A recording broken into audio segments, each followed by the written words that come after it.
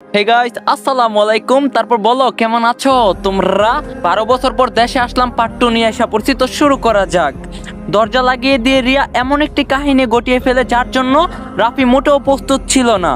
রাফি বলল, রিয়া তুই নিজের পরনের শাড়ি খুলতাছিস কেন? তখন রিয়া বলল, সেটা একটু পরেই বুঝতে পারবি। কথাটি সম্পূর্ণ শেষ হতে না হতেই বাঁচাও বাঁচাও বলে চিৎকার করতে থাকে রিয়া। তখন রাফি বলে, এই কি করতাছিস এইসব? আমি তো কিছুই করলাম না তোকে। তবুও রিয়ার মুখে একটি কথা, সেটা হলো বাঁচাও বাঁচাও।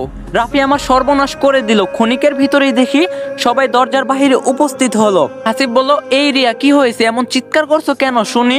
তখন রিয়া বলল, হাসিব তোমার ভাই আমার সর্বনাশ করতেছে, প্লিজ আমাকে ওর হাত থেকে ছাড়িয়ে নাও। মুখে এমন কথাটি শুনে হাসিব এক লাথি মেরে দরজাটি ভেঙে ফেলে। তো দরজা ভেঙে হাসিব দেখে যে রিয়ার শরীরে পোশাকগুলো যেখানে সেখানে সেরা।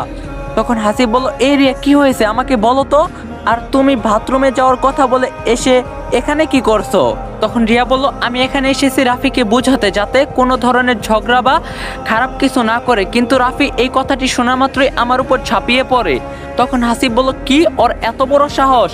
কথাটি বলে হাসিব একটি লাঠি নিয়ে রাফিকে মারতে যায়, কিন্তু রাফির মা তখন হাসিবকে বাধা দেয়। রাফির মা বলে, হাসিব যদি একটি মার রাফির শরীরে পড়ে, আমার থেকে খারাপ কেউ হবে না।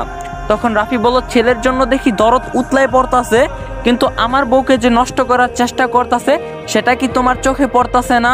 তখন রাফির মা বলল, রাফি এমন ছেলে না বুঝছিস, আমার মন বলতাছে তোর এই বউ কোনো না কোনো সমস্যা সৃষ্টি করছে।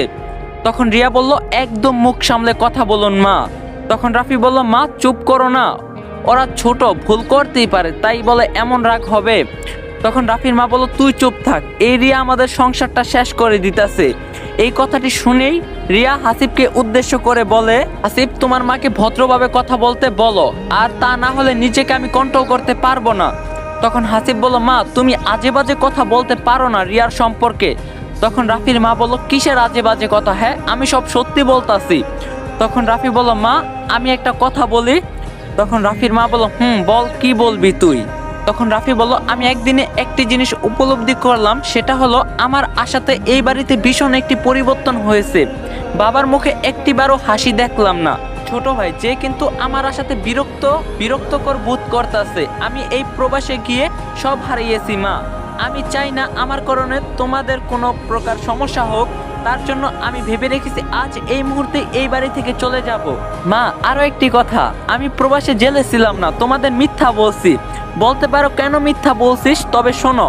হঠাৎ একদিন অপরিচিত নাম্বার থেকে আমার ফোনে কল যায়। প্রথমে ফোন রিসিভ করি নাই, কিন্তু পরে বারবার ফোন আসতাছিল, তখন রিসিভ করলাম। পর আমি সালামও দিয়েছিলাম, আসসালামু আলাইকুম, কে বলছেন? ওই দিক থেকে চিকন একটি মহিলা কণ্ঠে বলে উঠলো, আপনি কি রাফি? তখন আমি বললাম, আমি রাফি, কিন্তু আপনি কে, চিনলাম না তো ঠিক। তখন মহিলাটি বলে ওঠে, আপনি বিদেশ থেকে যত টাকা পাঠাচ্ছেন সব টাকা আপনার বাবা নষ্ট করতেছে। আপনি জমি কিনতে যে টাকা পাঠিয়েছেন সেই টাকাও নষ্ট করে ফেলতাছে। আপনি কি জানেন আপনার বাবা আরো বউ সন্তান আছে? কথাটি শুনে আমি ভীষণ রাগ হই মহিলাটির উপরে। তখন আমি বললাম, আপনি কি ফাইজলামি করার জন্য আর কাউকে পাননি, আমাকেই খুঁজে পেয়েছেন? তখন মহিলাটি আবার বলে উঠে, আরে আপনার বউ আপনার ছোট ভাইয়ের সাথে সম্পর্কে জড়িয়ে গিয়েছে, আপনি শুধু শুধু ঠকে যাচ্ছেন ওদের টাকা পয়সা পাঠিয়ে। এই কথা শুনে আমি অনেক বাজে কথা বলি ওই মহিলাকে, কিন্তু এরপরে আমি প্রমাণ চাই এই সব কিছুর। বিশ্বাস করো মা, সেই মহিলাটি 1 মাসের ভিতর আমাকে সব প্রমাণ দিয়েছে। বাবার অন্য আরেকটি সংসার আছে, সেখানে 2টি সন্তান আছে, আর আমার ছোট ভাই হাসিব সেও আমার বউয়ের সাথে পরকীয়া জড়িয়ে গিয়েছে। ভেবে পাচ্ছিলাম না কি করব। তখন উনি বলতে মহিলাটি আমাকে একটি বুদ্ধি দেয়, সেটা হলো আমাকে মৃত্যুর নাটক করতে হবে, যেটা যেন তোমরা বিশ্বাস করো।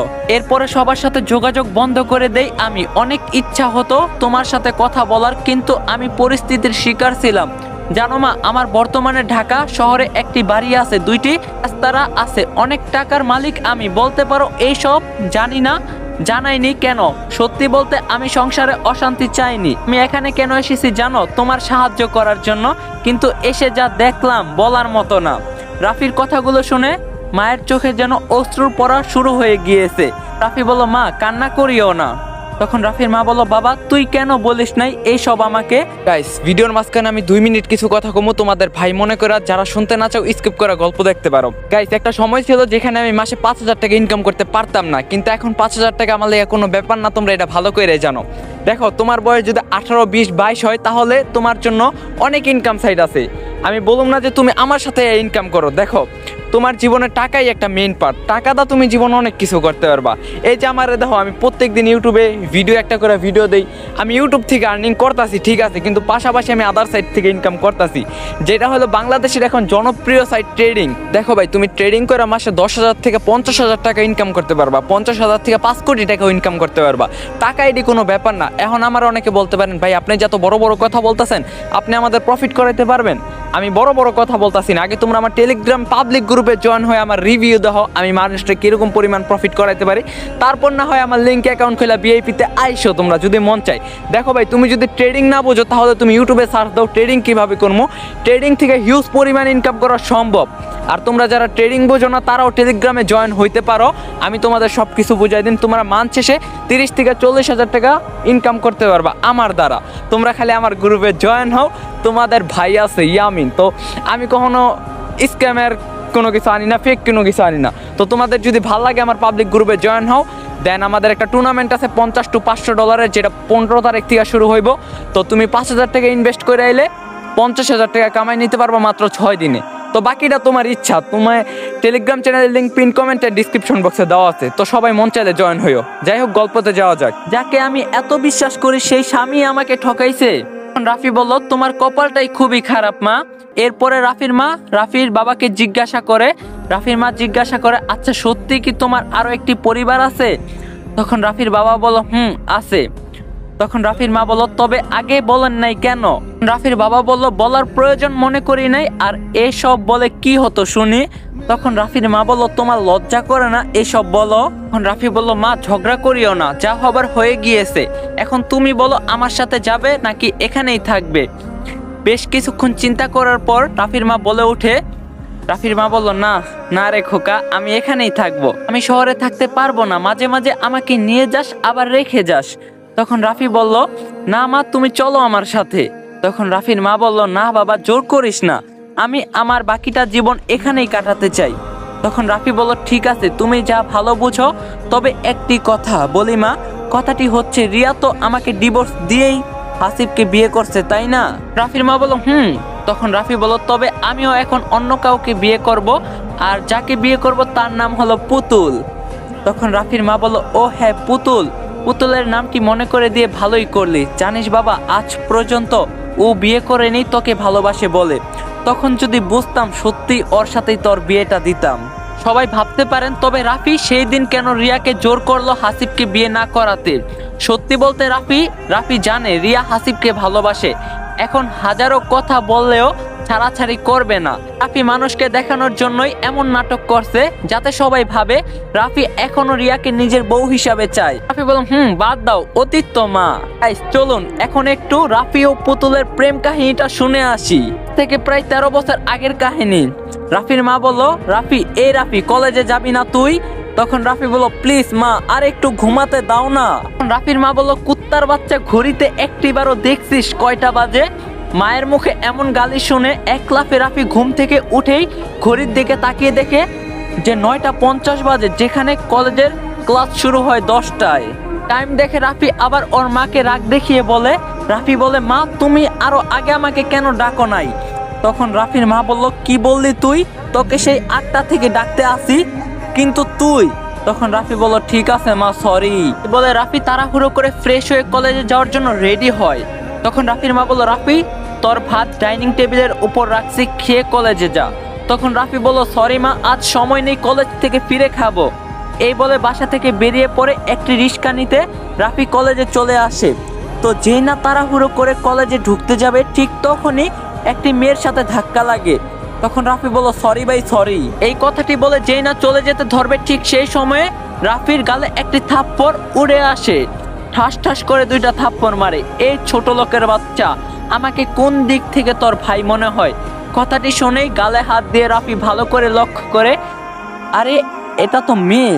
তখন রাফি বলল, ও সরি, আমার তো ক্লাস শুরু হয়ে গিয়েছে, তাই তাড়াহুড়ো করে আসতে গিয়েছি, ধাক্কা খাইছি, লক্ষ্য করে নেই আপনি ছেলে না মেয়ে। তখন মেয়েটি বলল, মেয়ে মানুষ দেখলেই গায়ে পড়তে ইচ্ছা করে, কেন তোর ঘরে মা বোন নাই? আপনি একটু মজা করে একটি কথা বলে, সবাই আছে, শুধুমাত্র বউ নাই।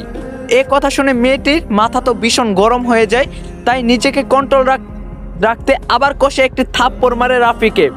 মেয়েটি রাফির গায়ে ঠাস ঠাস করে থাপ্পড় দেয়। একই তো গায়ে পড়েছিস, আবার এখন ইপটিজিং করতেছিস। রাফি বলল, আশ্চর্য, আপনি থাপ্পড় মারতেছেন কেন বারবার? আমার গাল কি তোলার বস্তা পাইছেন? তখন মেয়েটি বলে, কি বেয়াদব ছেলেরে, আবার তর্কও করে। তখন রাফি বলল, এই আপনি কি এই কলেজে নতুন নাকি? তখন মেয়েটি বলল, সেটা আপনাকে কেন বলবো? তখন রাফি বলল, আশ্চর্য, যা জিজ্ঞাসা করছি তাই বলেন। তখন মেয়েটি বলল, আমাকেও সেটাই বলুন, আপনাকে কেন বলবো আমি? কে হন আপনি, আমার যে বলতেই হবে? তখন রাফি কথাটা মনে মনে বলে, কি মেন্টাল মেয়ে রে। তখন মেয়েটি বলল, এই আপনি কি কিছু বললেন আমাকে? রাফি বলল, জি না, ঠিক আছে আপু থাকেন, আমি চললাম ক্লাসে। তখন মেয়েটি বলল, আবার আপু বলে। তখন রাফি বলল, ভাই বললেও দোষ, আপু বললেও দোষ, তবে কি বলবো আপনি সেটা বলে দিন। তখন মেয়েটা বলল, কিছু বলতে হবে না। কথাটি বলার পরে রাফি জিহ্বায় কামড় দিয়ে বসে আর বলে, আচ্ছা ঠিক আছে আপু। তখন মেয়েটি বলল, আবার আপু ডাকে। শুনেই মেয়েটি চোখ বড় বড় করতেই রাফির দিকে তাকাতেই রাফি এক দৌড়ে ক্লাসের রুমে সামনে চলে যায়। তখন রাফি বলল, স্যার আসতে পারি? তখন স্যার বলল, অবশ্যই। স্যারের অনুমতি নিয়ে যখনই রাফি ভিতরে ঢুকতে যাবে, ঠিক তখনই অনুভব করে কেউ একজন তাকে পিছন থেকে টেনে ধরেছে। রাফি পিছনে ঘুরেই দেখে ওই মেয়েটা। তখন রাফি বলল, আপনার সমস্যা কি? হ্যাঁ বললাম তো তখন সরি। এই কথাটি বলার সাথে সাথেই মেয়েটি রাফিকে ঠাস করে একটা থাপ্পড় মারে আর বলে, এই নিন আপনার বই, ধাক্কা খাওয়ার সময় পড়ে গিয়েছে। তখন রাফি বলল, ওহ সরি, আমি বুঝতে পারি নাই। তখন মেয়েটি বলল, যত সব ফাউল পোলাপান, মেয়ে দেখলে নিজেকে মনে হয় কন্ট্রোল করতে পারে না। এই বলে সেখান থেকে মেয়েটি চলে যায় আর রাফি অবাক হয়ে তার দিকে তাকিয়ে থাকে। এমন সময় স্যার বলে ওঠে, রাফির স্যার বলল, এই যে মিস্টার রাফি হয়েছে, আর তাকিয়ে থাকতে হবে না, নিজের সিটে গিয়ে বসো। স্যারের এমন কথাটি শুনে সেখানে সবাই হাসতাছে আর রাফিকে নিয়ে ট্রোল করতে থাকে। এরপর রাফি লজ্জায় মাথাটি নিচু করে নিজের সিটে বসে পড়ে। এখন রাফির বন্ধু বলল, কি রে ভাই, মালটা কে? দেখতে তো বেশ সুন্দর আর রূপবতী। তখন রাফি বলল, নাই, আবার তোরা শুরু করলি? তখন রাফির বন্ধু বলল, বেটা সত্যি কথা বলছি, মেয়েটা কিন্তু বেশ সুন্দর আছে, উফ কি সুন্দর চোখের চাহনি।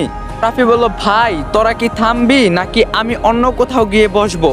তখন রাফির বন্ধু বলল, শুধু এইটুকু বল কিভাবে তোদের পরিচয়টা হলো? তখন রাফি বলল, আমি তাড়াহুড়ো করে কলেজের গেট দিয়ে ঢুকতে ধরছি, এমন সময় ধাক্কা খাইছি, আর কিছু জানি না।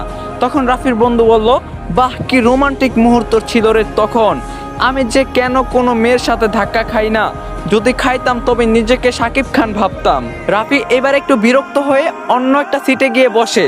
তখন রাফির বন্ধু বলে, ভাই তুই যতই অন্যখানে গিয়ে বস, তোকে আমরা ডিস্টার্ব করবই।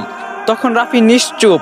রাফির বন্ধুরা তাকে পুরো ক্লাসটা ডিস্টার্ব করতেই থাকে, কিন্তু রাফি ওদের কথায় পাত্তা না দিয়ে মন দিয়ে ক্লাস করতেই থাকে।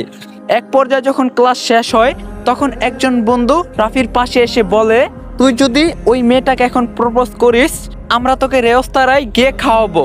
তখন রাফি বলল, প্রপোজ করা এটা কোনো ব্যাপার হলো? তখন রাফির বন্ধু বলল, না গো বন্ধু, ব্যাপার তো না, সাথে মেয়েটিও রাজি করাতে হবে, তোর টাইম 15 দিন। রাজি করার কথাটি শুনে রাফি একটু চুপ হয়ে যায়। তখন রাফি বলল, না আমি এই কাজ করব না। এই কথাটি শুনে সব বন্ধু বলে ওঠে। তখন রাফির বন্ধুরা বলে, তুই নাকি সব কাজই করতে পারিস, কোনো কাজই তোকে কেউ হারাতে পারে না, তো দেখা ওই মেয়েটাকে পটিয়ে, তাও আবার 15 দিন টাইম। এই বিষয়টি নিয়ে সবাই রাফিকে তখন খেপাতে থাকে। সবার এমন টেরা কথা আবার অপমান, এই সব সহ্য করতে না পেরে রাফি রাজি হয়ে যায় ওদের কথায়। তখন রাফি বলল, ঠিক আছে আমি রাজি, কিন্তু আমাকে তো খাওয়াবি, সাথে মার্কেটও করে দিতে হবে। তখন রাফির বন্ধুরা বলল, ঠিক আছে মামা, ডিল ডান। তখন রাফি বলল, দেখ এখনই প্রপোজ করতে যাব। কথাটি বলেই ক্লাসরুমের ভিতর থেকে রাফি বাহিরে চলে আসে, এসে মেয়েটিকে খুঁজতে থাকে। বেশ কিছুক্ষণ পর রাফি লক্ষ্য করে মেয়েটি তার বান্ধবীদের সাথে বসে আড্ডা দিচ্ছে। এক মুহূর্ত দেরি না করে রাফি সেখানে চলে যায়। তখন রাফি বলল, হাই। রাফির এমন হাই দেখা দেখে সবাই খিটখিট করে হাসতে থাকে। তো হাসতে হাসতে একটি মেয়ে বলে ওঠে, এই যে মিস্টার, কাকে হাই দিলেন? তখন রাফি বলল, ওই যে আপনার পাশে যে রূপবতী মেয়েটা আছে তাকে বলছি। এমন কথা শুনে সব মেয়ে বলে ওঠে, পুতুল তোকে হয়তো বলছে, যা দেখ কি বলে ছেলেটা। তখন রাফি বলল, বাহ কি সুন্দর নাম, যেমন দেখতে সুন্দর ঠিক তার নামটাও সুন্দর। তখন পুতুল বলল, এই বেদব, একদম চুপ চুপ করে থাক। তখন রাফি বলল, ও হে রূপবতী, আপনাকে দেখি নিজেকে ঠিক রাখতে পাচ্ছি না, তা না বলতে চাইলেও আপনা আপনি কথা বের হচ্ছে। তখন পুতুল বলল, আর একটি কথা বলবি তো থাপ্পড় খাবি, বলে দিলাম কিন্তু। গাইস, আজকের পার্টটা এখানে এন্ড করতেছি। পার্টটা তোমাদের কাছে কেমন লাগছে অবশ্যই কমেন্টে জানাবা। আর আমাদের 100K সাবস্ক্রাইবার হইতে আর মাত্র 2500 সাবস্ক্রাইবার বাকি আছে। তো সবাই চ্যানেলটা বেশি বেশি করে সাবস্ক্রাইব করো। আর তুমি যদি ইনকাম করতে চাও তাহলে এখনই আমার টেলিগ্রামে জয়েন হয়ে যাও, লিংক আছে পিন কমেন্টে। সবাই তাড়াতাড়ি জয়েন হও, টেলিগ্রামে গেলে সব কিছু বুঝা যাবা। তো ভিডিওটা বেশি বেশি করে লাইক করবা। আর পার্ট 3 কালকে ঠিক সন্ধ্যা 6টা বাজে আসতেছে। সবাই রেডি থাকো। আল্লাহ হাফেজ।